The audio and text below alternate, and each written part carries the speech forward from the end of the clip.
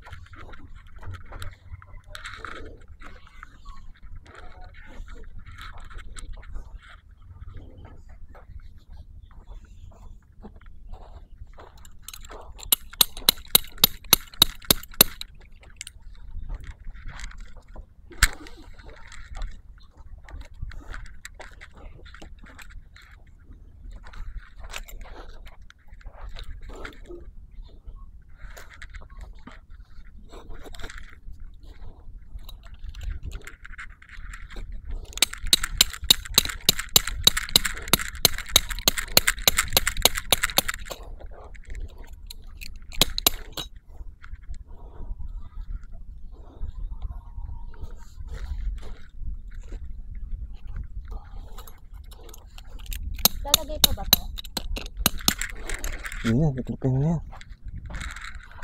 Dapat pala sa kabila, no? Sa labas na pala. Nakakatakot na yan.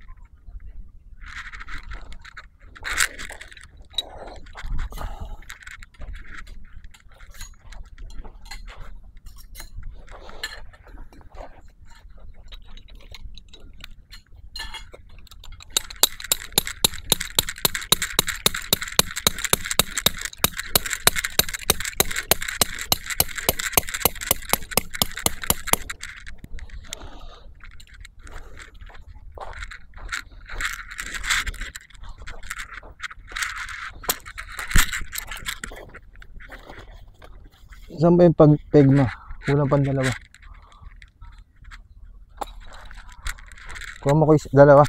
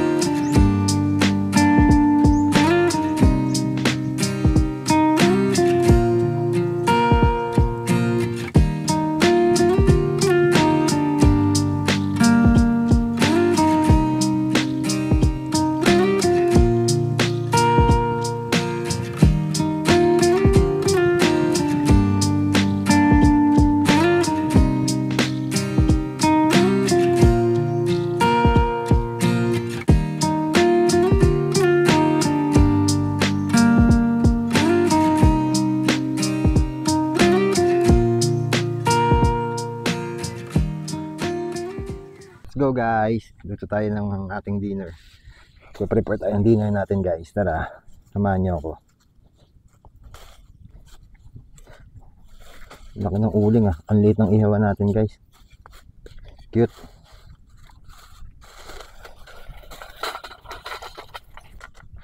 Luto tayo ng ano, liempo at saka tilapia.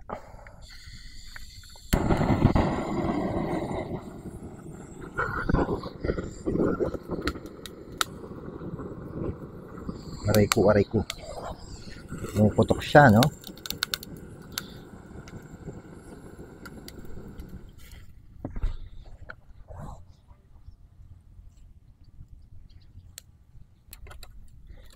Grabe tong ihawan na to ah.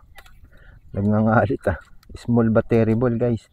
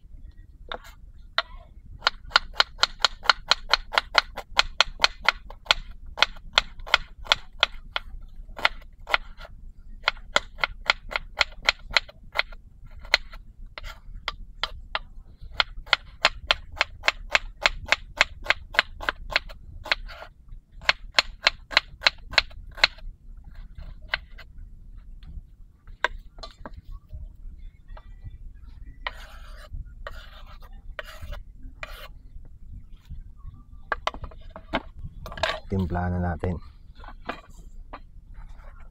Lagyan natin kalamansi. Bagong hugas naman yung kamay ko guys eh. Goods na yan. Tsaka kami lang yung mga kain ito. Tatlong kalamansi. Tapos asin.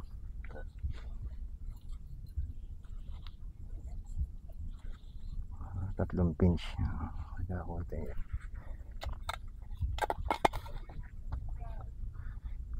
Paminta.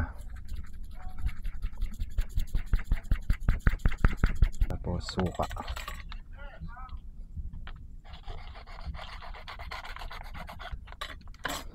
Sarap sana dito kung pinakurat eh, kaya lang wala tayo nun. Pwede na itong dato puti.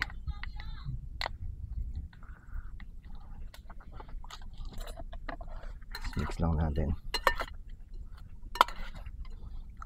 Ang ingredients niya, inihaw na liempo, pipino, bawang, sibuyas, luya, tsaka siling green, suka, kalamansi. Yan, goods na yan.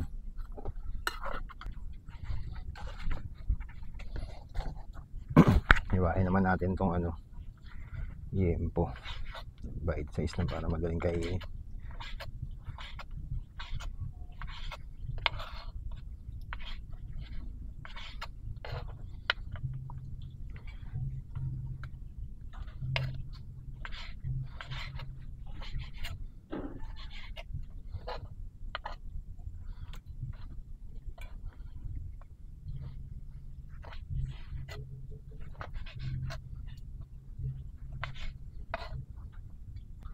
Tilapia natin guys, from Batangas.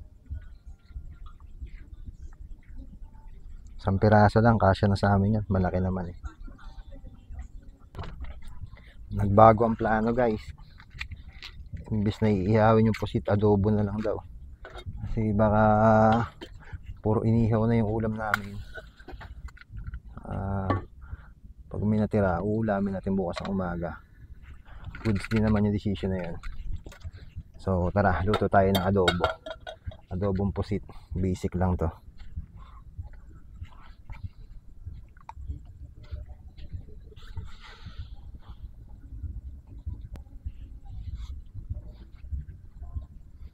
Tayo mantika.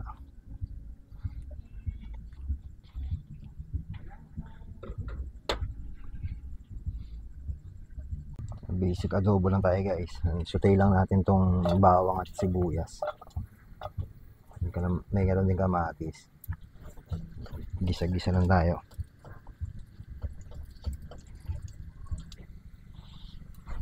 Pag lumabas na yung aroma ng bawang, sabay na natin tong kamatis at sibuyas.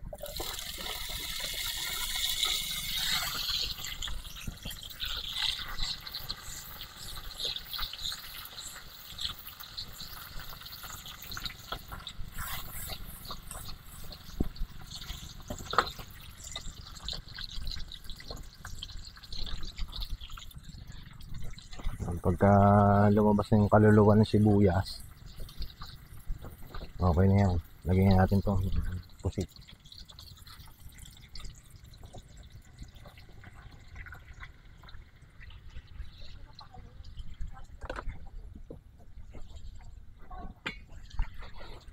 Toss lang natin ng konti para mahalo siya. Season na rin natin ng salt and pepper. Yan guys, sa malaking butas. Ang tagal yan eh. Tansya-tansya lang.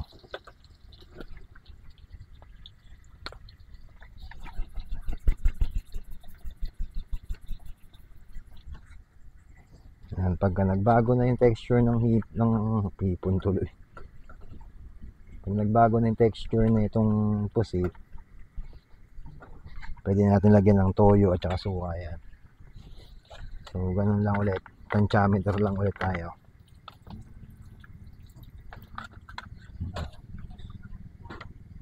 Hindi mo na nga haluin pag naglagay kayo ng suka. Kasi may hilaw. Ano pala to? Kikuman pala to. Ito na tayo sa ordinaryong toyo lang. Para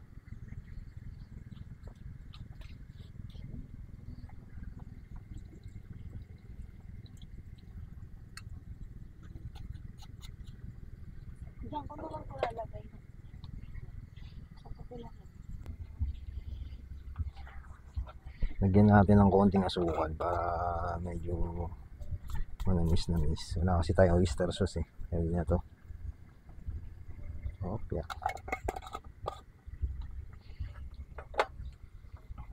There you have it guys. Luto ng ating sinigang na pusit.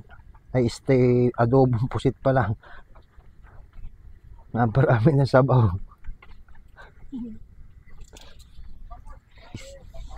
Ayan, kain tayo. Bali nagluto tayo ng kilawin na baboy, inihaw na tilapia, inihaw na liempo, at adobong pusit. Tapos meron tayong side dish na kimchi. Yan, mamaya magsasya tayo ng konti pampatulog na yung soju. So let's go guys, kain tayo. Lord, maraming salamat po sa biyayang nasa aming harapan, Lord Jesus. Thank you po sa blessings na pinagkalaw mo po sa aming mga kalakasan po sa katawan namin, Lord Jesus. Maraming salamat po, Lord God. Nagayin niyo po kami sa gabi nito, Lord God. Bantayan niyo po kami sa pagtulog namin, Lord. Bantayan niyo po sa pag-uwi namin bukas. Lord, kung paano niyo po kami dinala dito, ganun niyo po ang tulog, Lord. Kayo po mag-issue ng mga bagay tama sa amin, sakit man, problema, disgrasya, Lord God. Maraming salamat po sa lahat ng blessings na dumarating sa buhay namin. Mas basta mo itong pagkain ko maging kalakasan sa amin. In Jesus' name we pray. Thank you, Lord. Kain tayo. Okay nga ka na eh. Hindi. Ayokong kumain ng kanin. Mamumulutan lang ako. Ang dahil ko pa namang sinain.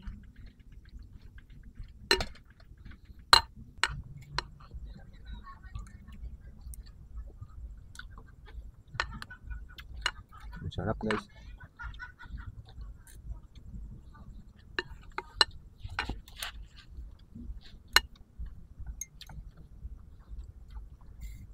Super solid nitong spot na naman na napuntahan namin. Kaya lang dito guys, kung nagpa-plan kayo pumunta rito, hindi sila tumatanggap ng walk-in. Ayun yung maganda. Kapag nakabook kayo, kayo lang talaga. Ayun yung medyo wala kayong kasabay.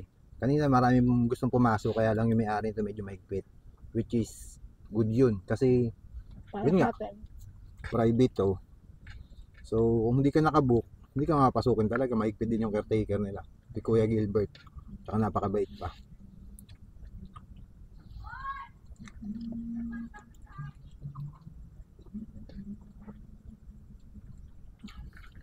Guys, ang ganda dito. Wala akong masabi. Pati pag CR, maaamoy nyo lang. Napakabango. Provided nila lahat. Pati yung panghugas ng kamay. Ang bango-bango lahat. Para ka nasa hotel. Pero nature vibes. Kumpleto rito guys. Tapos isa pa pala, kung nagpa-plan kayo pumunta rito, ang maititip ko sa inyo, bago kayo pumasok guys, i-kumpletuhin nyo na yung kailangan ninyo kasi medyo malayo yung palengke. May provided naman na tubig dito, yun, 100 pesos isang galon. Yung tubig walang problema. Kaya lang, pagpasok mo rito, kasi bandang dulo to eh. Pagpasok mo rito, so kailangan kumpleto ka na.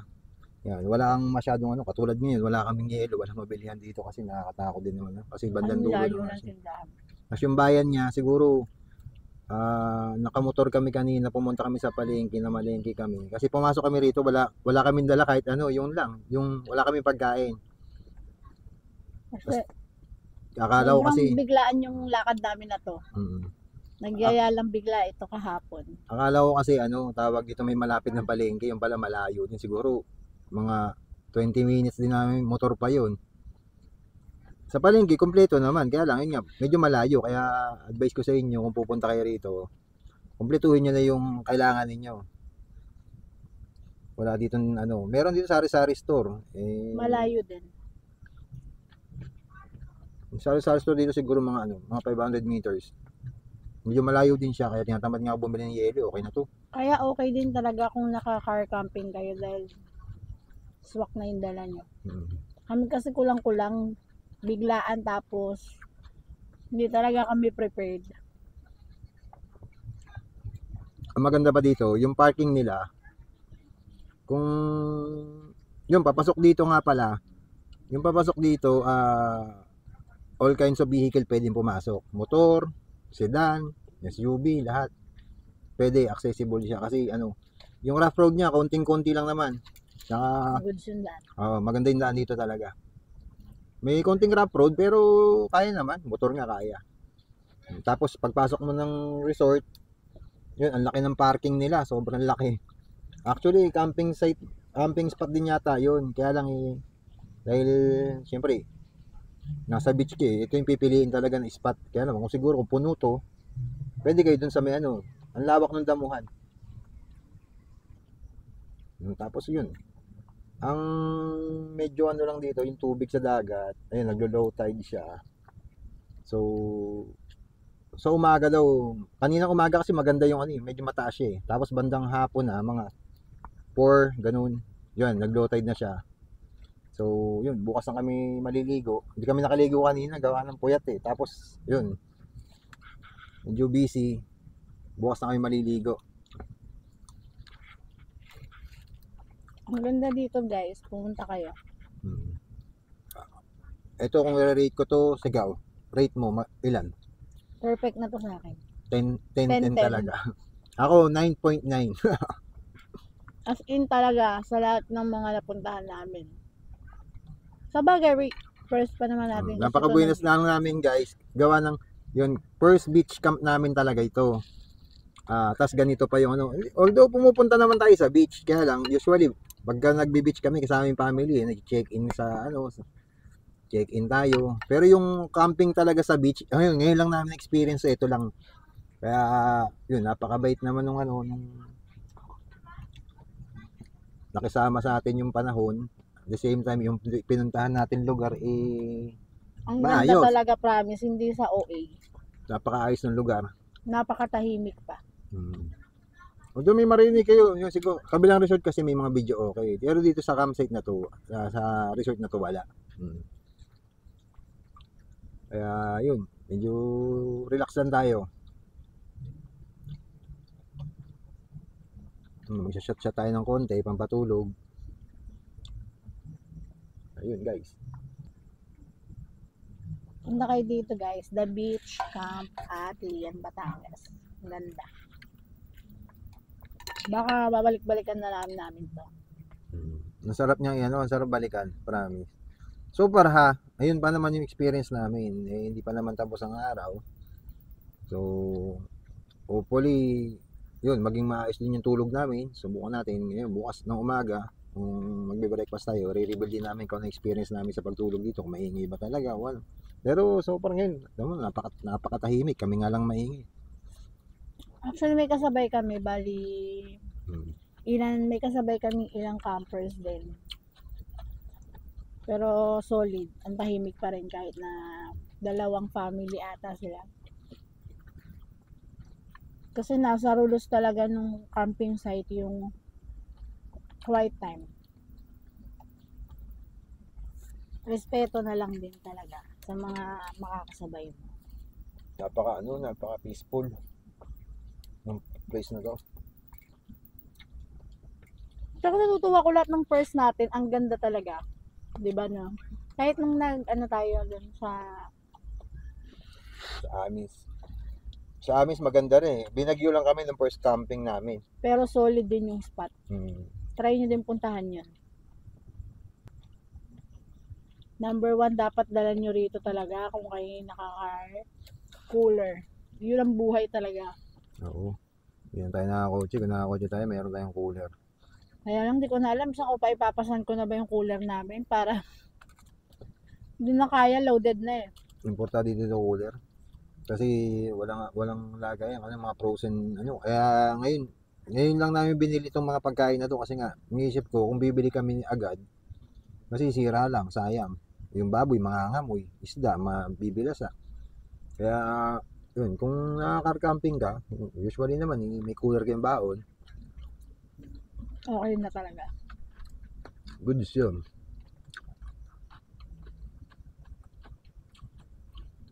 Sarap lang talaga mag-camping. Nakaka-refresh. Yung pagod na pagod ka. Although, Nakakapagod talaga. sa totoo lang, yung biyahe papunta rito, nakamotor kami. Umalis kami ng bahay from Valenzuela nga kami guys. Umalis kami ng bahay ng 5 a.m. Dumating kami rito 9. So ilang oras yun? Mga 9:30 ganun. Kasi naligaw kami. Dinadaanan na pala namin siya, yung lilikuan. Dinadaanan na pala namin siya. So yung Waze, dahil nga walang signal doon sa part na yun. Pumipitik. Oo, nalalagpasan ko siya. Ngayon pag bumalik yung signal, pinapa-U-turn ulit ako. So, ang layo na naiikot, siguro mga 10 kilometers na bago magkakaroon ng signal. Kaya medyo Dalawang balik tayo kanina. Oo, nakadalawang balik kami. No, Isa pa okay guys lang. yung signal dito, yan, Globe, Smart, malakas. O good sila sa signal. Oo. Parang lahat okay na talaga dito. Hmm. Okay yung tubig. Yung wifi hindi namin na itanong kung mayroong wifi dito. Tinanong ko kanina, wala daw talaga. Walang wifi silang available. Baka soon daw magkakaroon sila. Pero malakas naman signal, napakalakas ng signal dito. ang anghang. Lahat dito goods. Ang ganda ng view. Okay yung tubig ng CR malakas. Kasi number 1 din yung importante. Yung signal. Ang ganda ng spot. All in all talaga. Perfect. Ewan ko, OA lang ako pero grabe. Masi kayo pag nagpunta kayo dito. Pati yung shower area niya nasa Comment labas. down below kapag galing kayo dito. Yung shower area niya nasa labas, ang ganda. Ang ganda ng mga shower niya. Tapos ang lakas ng tubig. Ako naligo sa shower sa labas. Para ka na yun, ang sarap ng tubig. Medyo talaga nakaka-presko. Sarap matulog nito mamaya. Nakakamiss tong tilapia ng Batangas. Shout out kay Kuya Bobby at saka kay Ate Bing. Sarano fam, hello. Mga tropa natin taga Batangas dyan. Shout out sa inyo. Ano pa tayong sausawan? Siguro, ayan. Pupunta tayo dyan by March. Mga Next week. siguro. Oo. Try natin Punta tayo sa Laurel. Kasi ito wala talaga sa plano. Biglaan lang talaga to. Kaya kung kailan beach camping, ito yung talagang pinaghahandaan namin. Ngayon pa kami hindi ready. Pero ano naman, Pero okay naman. goods naman, oo. Kasi ang ganda ng place. So, talagang kahit hindi mo angguluhan, meron kasing campsite na pag pinuntahan mo, hahanapan mo siya ng anggulo para maging maganda yung video mo. Ito, kahit saan mo ibaling, nakita nyo naman sa video, kahit saan mo kuhanin siya, Talagang maganda eh. Maliit lang siya, oo. Kaya lang, talagang napaka-relax lang. Kumbaga, sobrang, yun, ang ganda-ganda niya. Puti ang buhangin. Oh, pino ang buhangin. Ito yung binabayaran dito eh. Tingnan mo parang ano, isipin mo nasa Batangas ka lang, puti ang buhangin. 'Di ba? Ito sinearch ko lang din naman 'to. Nakita ko na ang ganda naman na review. Sabi ko parang medyo peaceful doon ah. Kasi unang beach camp natin, kailangan medyo Instagrammable ba tawag doon? At hindi tayo nabigo. Medyo talagang maganda tas relax. Yung walang stress. Walang aberya, walang mga ano. No, tingnan mo, pinagbigyan naman tayo. Ang ganda-ganda ng nakuha nating spot. Sobrang ano. Medyo marirecommend ko sa inyo, puntahan nyo to. Promise, matutuwa kayo. Gusto ko nga, no? Gusto kong mag-bonfire, kaya lang parang bawal yata mag-bonfire dito. Kasi wala naman ako nakita. Mag-bonfire sila. Pwede. Try natin, guys. Ayun yung bubuo ng gabi ko talaga eh. Gusto ko mag-bonfire eh. Kaya namulot ako kanina ng mga panggatong nandiyon. Kaya lang eh, tatanong natin mamaya kay kuya kung pwede. Mag-bonfire tayo para medyo kompleto natin yung beach talaga na, no? Beach camping talaga. Ayun yung pampanalo eh.